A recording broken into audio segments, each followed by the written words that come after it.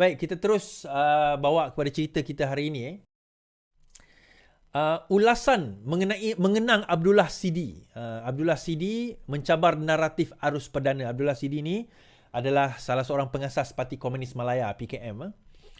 Abdullah Sidi atau nama sebenarnya Cik Dat Anjang meninggal dunia pada usia 100 tahun. Beliau lahir pada 2 Oktober 1923 di negeri Perak meraihkan hari jadinya ke-100. Untuk makluman tuan-tuan dan puan-puan, tahun ini adalah ke-99 tahun Tun Mahathir. Tahun depan dia jadi 100. Dan meninggal dunia pada 2024 di rumahnya di Kampung Perdamaian daerah Sukirin, wilayah Narathiwat, selatan Thailand. Permulaan Abdullah Sidi menerima ucapan takziah dan pujian memperingati jasanya daripada pelbagai pihak, termasuk Menteri Pertanian Muhammad Sabu yang menyifatkan pengorbanan Abdullah Sidi dan usahanya memerdekakan tanah Melayu begitu cemerlang sekali.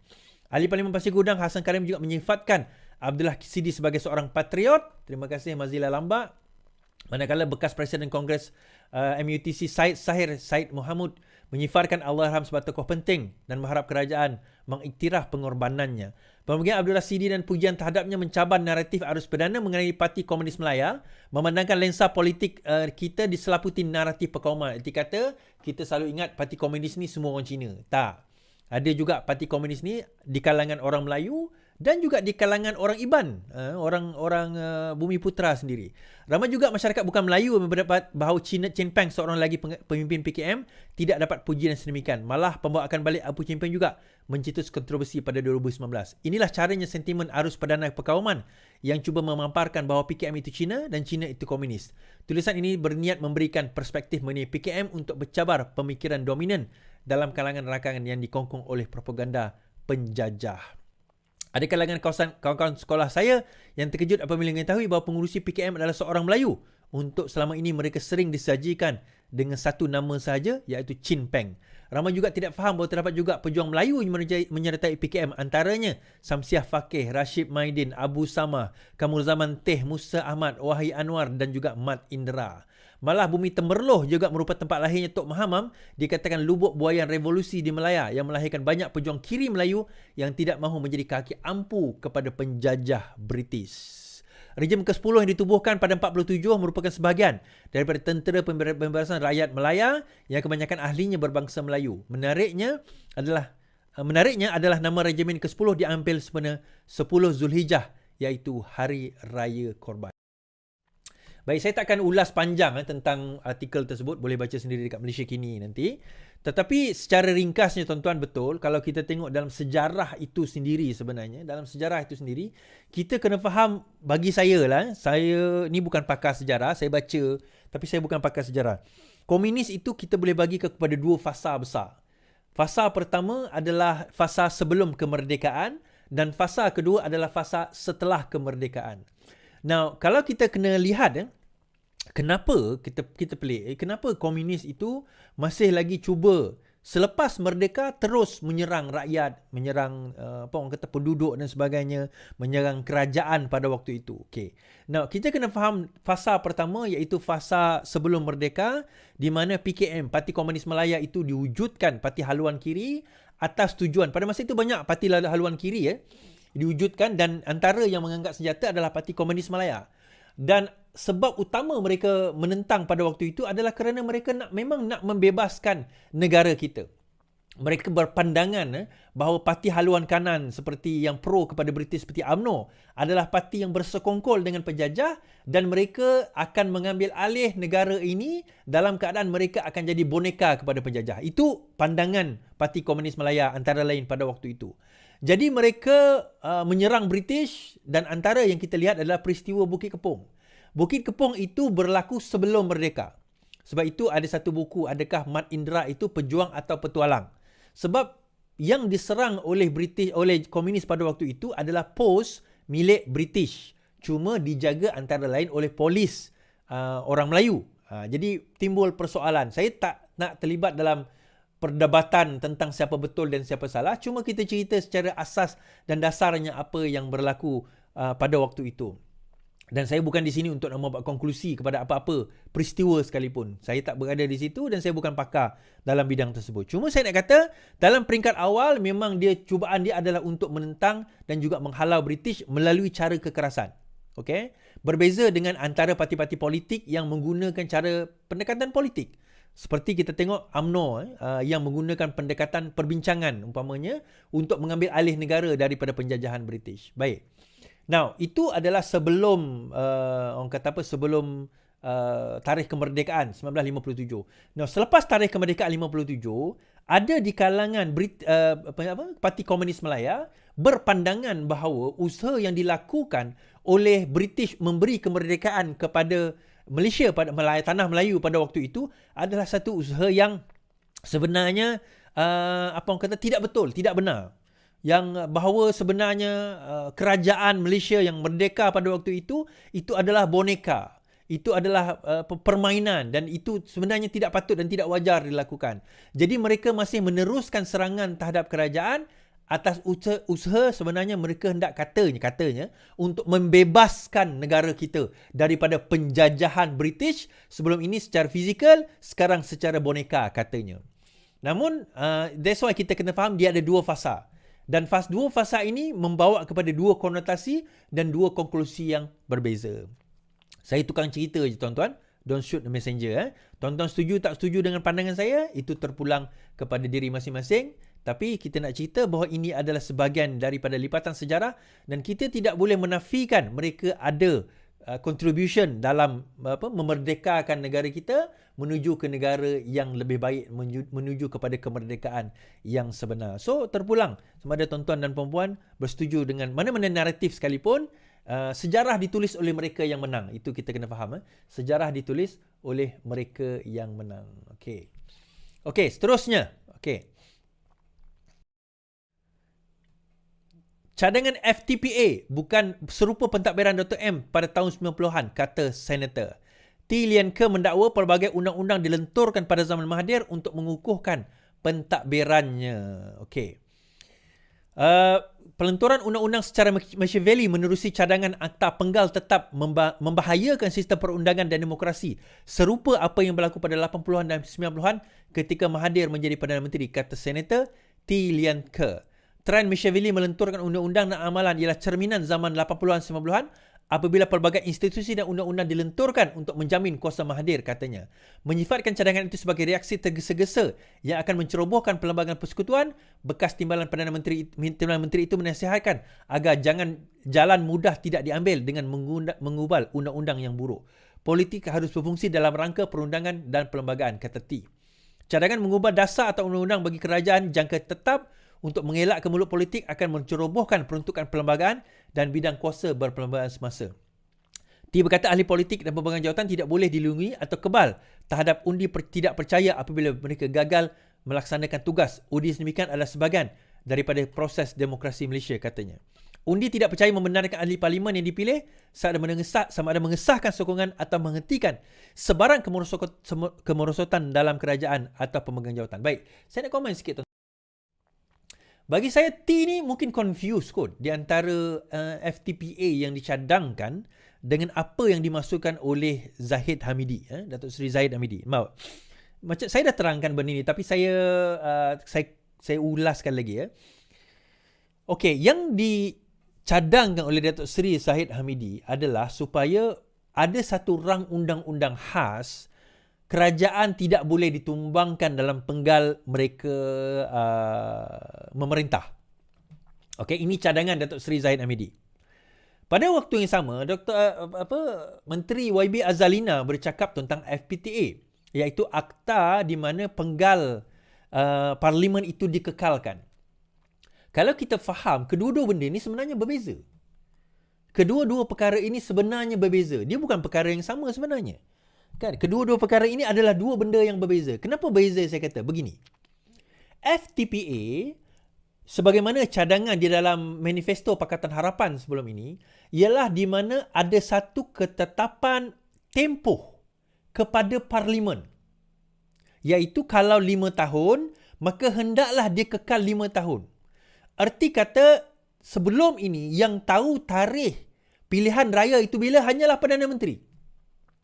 So, Perdana Menteri kalau dia kata tahun ni, tahun depan, tahun satu lagi, 3 tahun, 5 tahun, 4 tahun, dia yang tentukan. Tiba-tiba dia dapat ilham malam ni, esok dia kata, kita nak bubar parlimen. Bubarlah parlimen. Okey? Jadi itu yang jadi isu, itu yang jadi pertikaian. Negara tak bersedia. Jadi apa kata kita buat satu rang undang-undang di mana kita kena tetapkan tempoh satu penggal parlimen itu 5 tahun. Melainkan ada faktor-faktor besar yang menyebabkan dia tak boleh 5 tahun. Tetapi katakanlah 1 hari bulan 1 2020 itu adalah hari tempoh pertama pilihan raya, maka the next pilihan raya adalah 31 Disember 2025. So kita tetap 5 tahun tu. Dan kita dah boleh jangka pilihan raya pada tahun, contohnya 2027 ni sepatutnya pilihan raya, kita dah boleh jangka 2027 ni pilihan raya. Cuma tarikh exactly tu kita tak tahu. Tapi dia 2027. Dia tak akan berlaku 2026, dia tak akan berlaku 2025.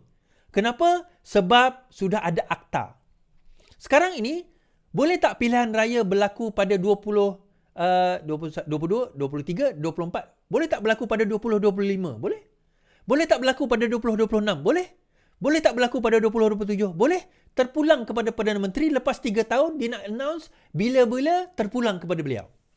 Jadi kita sebagai rakyat, kita pun ialah tertanya-tanya ke? Tertanya-tanya juga ya, kerajaan kita kena ada projek, kita punya, ialah banyak benda lah, perancangan dan sebagainya. Kalau tukar kerajaan dia jadi lain. So benda macam seperti itulah yang menyebabkan akta ini kita cadang untuk diwujudkan. Now, berbeza dengan satu yang dicadangkan oleh Zahid, supaya kerajaan itu kekal. Dia dua benda yang berbeza. Akta penggal dengan akta kekal kerajaan tu benda lain. Yang itu saya tak setuju. Kerana kita ada satu peruntukan di dalam perlembagaan di mana Perdana Menteri itu boleh dijatuhkan dengan undi percaya atau tidak percaya. So dia dua benda yang berbeza. So kalau sekiranya kita kata, oh Perdana Menteri tidak boleh dijatuhkan, itu sudah, dan kita kena buat akta di atas perkara tersebut, kita kena kekalkan kerajaan ini. Itu sudah bercanggah dengan perlembagaan dan kalau ada pun undang-undang tersebut, dia akan jadi null and void. Akta yang pertama tadi, itu membolehkan Perdana Menteri tetap digugurkan. Boleh. Peruntukan 40 something perlembagaan yang mana boleh dibuat undi tidak percaya kepada Perdana Menteri, boleh. Itu bukan bermakna dihapuskan akta tersebut, tak. Tetapi yang kedua ni, ada kemungkinan boleh dihapus. Jadi saya tak setuju dengan cadangan Zahid. Adalah lebih baik kalau nak buat, perkasakan akta anti lompat parti rather than kita buat akta baru. Itu saja. Itu saja cadangan yang sebetulnya kalau kita betul-betul nak mempertahankan kerajaan ini daripada tumbang. Jadi bagi saya, senator tu sendiri terkeliru dan tentang salah faham perkara tersebut. Okey? Dia terkeliru. Baik.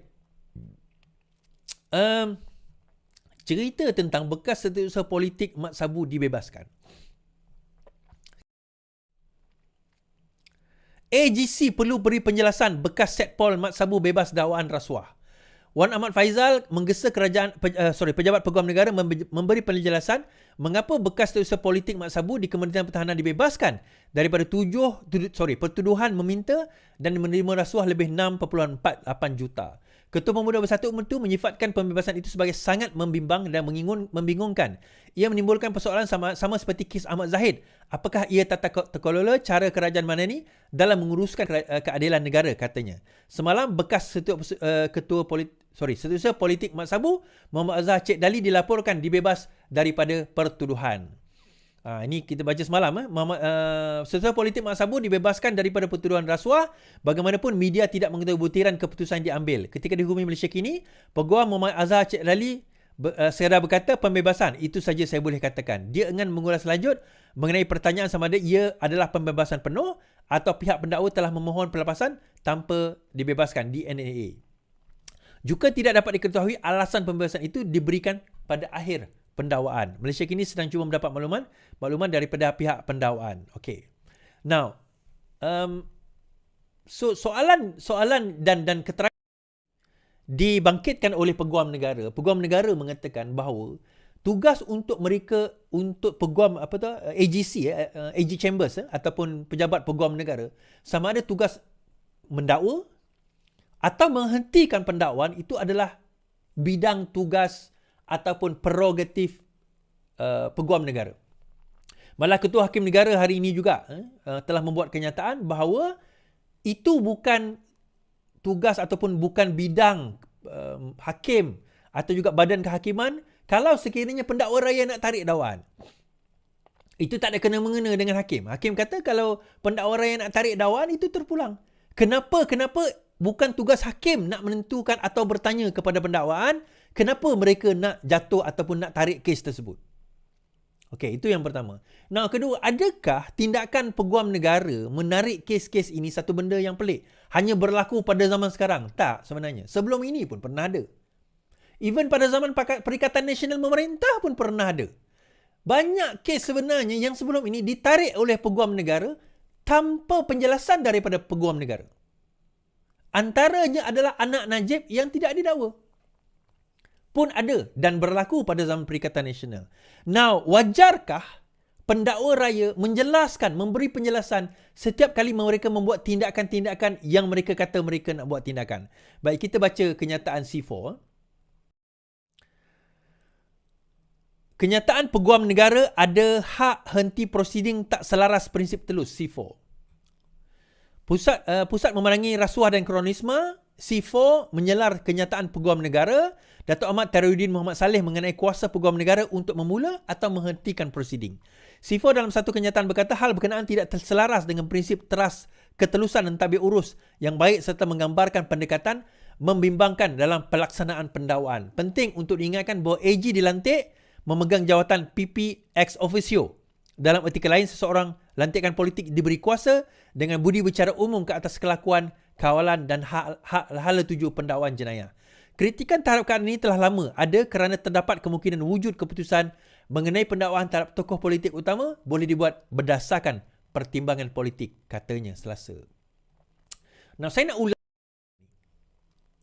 Pertama sekali, kita establish dahulu bahawa secara perlembagaannya, bukan daripada sekarang, daripada dulu lagi, kuasa dan hak untuk nak memulakan, nak meneruskan, nak menghentikan ada pada AGC ataupun pada AG Chambers dalam mana-mana pendakwaan. Pendakwaan boleh memula ke pendakwaan dan pendakwaan juga boleh meneruskan dan pendakwaan boleh menghentikan, dan itu adalah seperti mana yang dijamin oleh perlembagaan Malaysia. Itu yang pertama. Dan yang kedua, di dalam perlembagaan juga, perlembagaan silent. Perlembagaan tidak memberikan sebarang penjelasan sama ada wajar atau tidak pendakwaan boleh membentangkan kenapa mereka menghentikan sebarang pendakwaan. Okey, erti kata lain, perlembagaan tidak memaksa pendakwa raya untuk memberi penjelasan. Perlembagaan memberi kuasa, tetapi perlembagaan tidak memberi bukan sebab, tapi suatu akta ataupun suatu ketegasan bahawa pendakwa raya perlu menjelaskan kenapa nak menjatuhkan kes tersebut. Okey, itu asas dia. Namun begitu, bagi saya, pendapat saya secara peribadi, dalam kes-kes yang berprofil tinggi, bagi saya wajar wajar pendakwa raya memberikan penjelasan kenapa kes tersebut digugurkan. So, bila kita balik kepada perlembagaan, sebagaimana di dalam peruntukan perlembagaan, tidaklah salah perlembagaan pendakwa raya tidak memberi penjelasan. Tak salah. Melalui perlembagaan, melalui undang-undang tak salah. Tetapi dalam masa sama, tidak juga salah menurut perlembagaan bagi pihak pendakwa raya memberikan penjelasan kenapa kes tersebut digugurkan. Namun, ada justifikasi. Now, saya tengok daripada dua-dua angle. Satu, wajar bagi saya kerana rakyat nak kena tahu, terutama kes yang berprofil tinggi. Yang tak profil tinggi tak payahlah. Tetapi, dalam faktor yang kedua pula, ada dia punya angle lain. Iaitu angle dia, rakyat tak akan pernah berpuas hati dengan sebarang penjelasan. Saya bagi contoh, dalam kes representasi Zahid Hamidi dan juga kes representasi, terutama kes representasi Zahid Hamidi, kes representasi anak Najib, di mana representasi itu diterima dan mereka digugurkan daripada pertuduhan. Ada di kalangan, dan penjelasan diberikan, masih lagi di kalangan rakyat yang tak puas hati dengan penjelasan tersebut. Arti kata lain, kita jelaskan pun dia tak akan puas hati. So, ada yang kata, yang penting dia jelas puas hati tak puas hati itu cerita lain. So, dia akan membawa polemik yang tak berkesudahan. So, on one point, bagi saya, wajar juga dia nak kena jelaskan. But on another point, kita akan kata, Setakat mana kita nak tahu secara detail kenapa? Saya bagi contoh, tuan-tuan. Katakanlah, pendakwa raya kata, setelah kami mengkaji dan meneliti kes ini, kami menggugurkan kerana tidak cukup bukti. Okay? Kami tidak meneruskan kes tersebut kerana tidak cukup bukti. Now, soalan kita kedua, apakah yang mengatakan bahawa tidak cukup bukti? Kami nak tengok bukti tersebut. Kalau kita nak tengok bukti tersebut, akhirnya bawa kepada, yang pertama, kita nak kena bawa ke dalam pembicaraan. Tetapi kita bukan party to the case. Yang kedua, apa kepakaran kita nak meneliti bukti itu ada atau cukup atau tidak? Saya ambil contoh kes Zahid Hamidi yang dibebaskan pada tahun 2022 sewaktu Perikatan Nasional memerintah. Kes VLN, 40 kes yang pertama. Pada waktu itu, Zahid Hamidi dibebaskan daripada tuduhan menerima rasuah. Masalah kes yang 40 ni lebih severe, lebih teruk daripada kes 47. 47 kes itu melibatkan yayasan di mana Zahid Hamidi itu adalah pengurusi dia. Tetapi 40 kes visa luar negara, VLN, itu adalah kes direct rasuah. Direct rasuah daripada kontraktor yang dapat VLN itu dikatakan memberi duit kepada Zahid Hamidi. Dia bagi duit kepada Zahid Hamidi. Dan pada tahun 2022-21, Zahid Hamidi dibebaskan oleh Kerajaan Perikatan Nasional. Saya tak kata Kerajaan Perikatan Nasional lah. Saya kata oleh Mahkamah pada zaman Perikatan Nasional kerana bukti tidak cukup. Dia kena DAA, discharge amounting to acquittal, kerana bukti tidak cukup. So, bila mahkamah teliti, rupanya ada banyak kelompangan di dalam kes tersebut. Saya pendekkan cerita kes Zahid Hamidi yang VLN 40 kes yang dibebaskan oleh mahkamah pada zaman Perikatan Nasional. Saya pendekkan. Dikatakan bahawa Zahid Hamidi menerima rasuah daripada sebuah syarikat yang dapat projek VLN. Nilaian jutaan, ada satu jumlah, saya tak ingat jumlah dia berapa. Okey.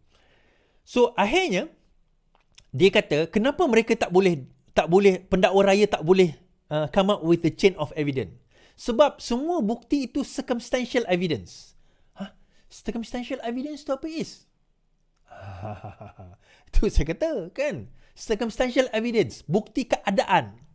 Tidak ada direct evidence yang mengatakan, kalau tuan-tuan belajar the law of evidence, dia ada satu undang-undang dipanggil the law of evidence. Tuan-tuan akan faham.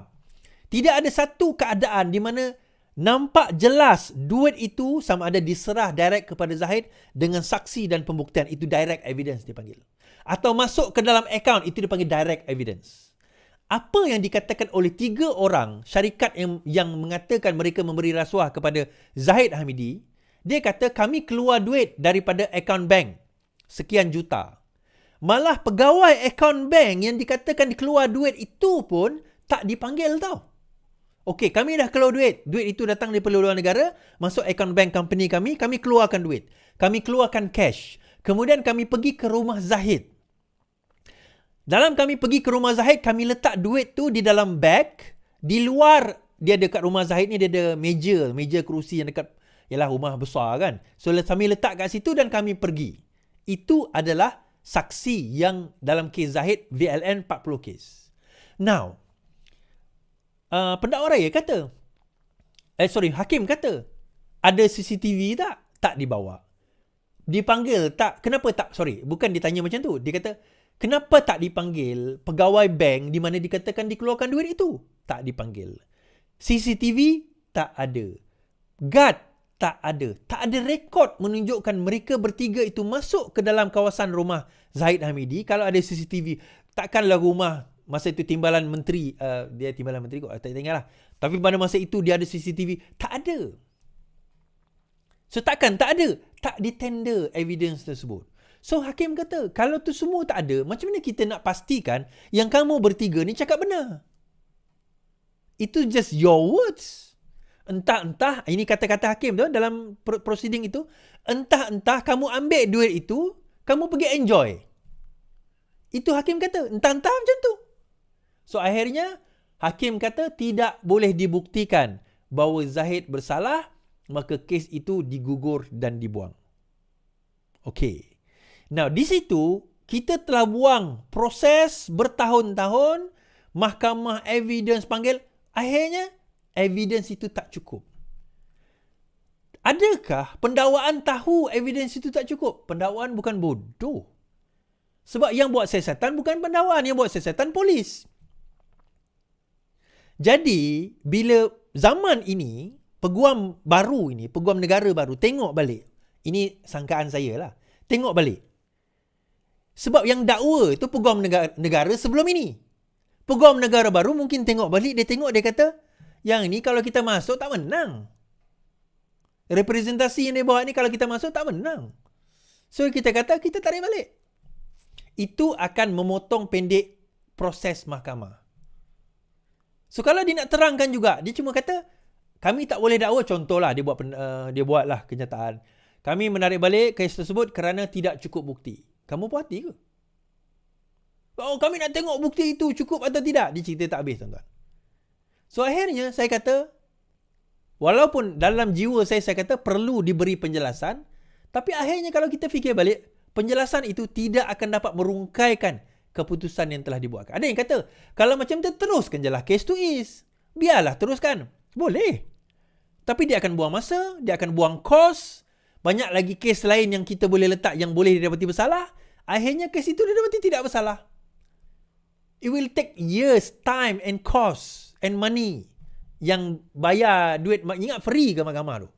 Lawyer kena bayar, peguam negara, dia orang nak kena jalankan laksana tanggungjawab. Kalau dia tengok dah bluntly, dah jelas memang pembuktian itu tak cukup. Macam kan tuan-tuan pernah dengar tak kes di mana peguam negara diberikan kes, kemudian peguam negara kata tak boleh, tak cukup.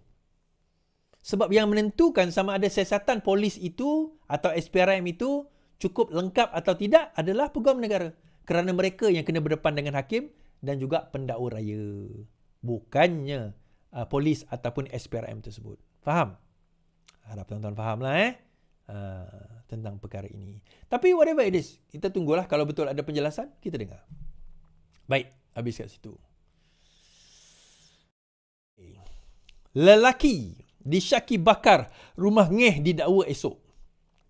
Lelaki yang ditahan kerana disyaki melakukan khianat api di kediaman ahli parlimen Beruas akan dituduh di Mahkamah Magistrate Seri Manjung esok. Ketua Polis Perak mengesahkan perkara itu ketika dihubungi untuk mengetahui sama ada suspek akan dituduh esok.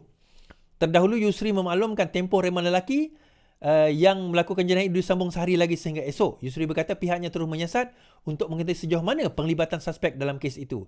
Selain hasil forensik, kebakaran yang dilakukan jabatan bomba juga akan diambil kira dalam penyiasatan berkenaan. Sebelum ini, lelaki 30-an yang ditahan Shah Alam ditahan reman untuk siasatan di bawah 435 iaitu khianat dengan api, arson. Dalam kejadian awal pada 10 Januari lepas, rumah ngeh di air tawar dipercayai dilontar dengan Molotov cocktail atau bom api, menyebabkan bom botol, menyebabkan kebakaran yang musnahkan sebuah kereta, manakala 2 kenderaan lain mengalami kerosakan dalam kes tersebut. Now, ini contoh yang saya boleh nyatakan, tuan-tuan. Ini contoh lah. Tiba-tiba setelah dia tahan reman, dia soal siasat apa semua, dia dah tangkap.